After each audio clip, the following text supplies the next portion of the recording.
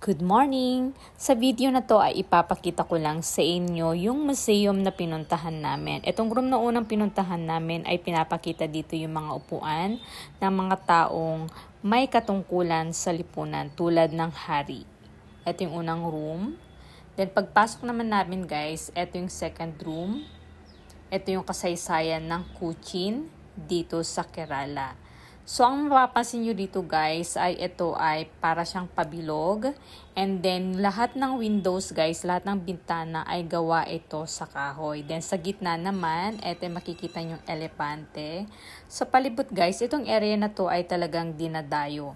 Ito naman yung modelo ng templo na tinatawag nilang Thrissur Badakunatan Temple. Siguro napakaganda nito guys sa personal pag napuntahan mo. Pero hindi kami nagkaroon ng time para puntahan ang templo na ito. Siguro kapag susunod na pupunta kami sa Kerala.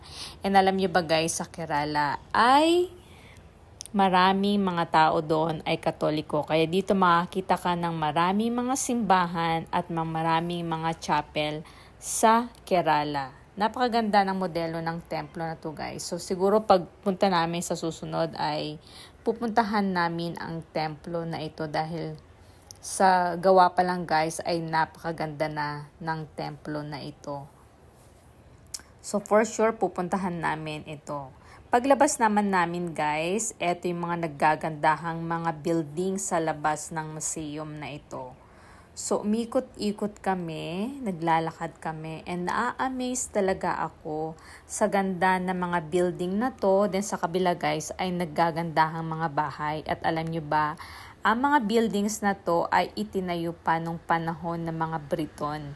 Kasi guys, ang India ay naging, nag-stay din ang mga British dito. Na-amaze talaga ako sa ganda ng mga lugar ng mga ito, mga building na to. Yung iba ay mga bahay guys. Tulad nito, bahay to. Pero i-convert na sila sa mga parang government offices. Then government buildings. Ayan, ito yung kabuuan guys ng museum sa labas. Kapag lumabas ka, makikita mo yung ganda ng building. Pero hindi na kami nakapasok. Iba't iba yung makikita mo din sa loob ng mga buildings na yan.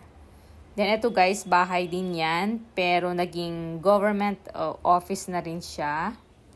Ayan. So, maa-amaze ka. Only in India mo talaga makikita yung mga ganito. Then sa hapon guys, pumunta kami dito. Ito guys, sa loob nito ay punong-puno din ito ng mga painting na gawa sa mga dahon. Kinuha yung katas ng dahon. Pero bawal mag-video sa loob. Kaya hindi kami nakakuha ng video. So, hanggang sa muli. Thank you for watching. Please follow for more videos. Thank you. Bye-bye.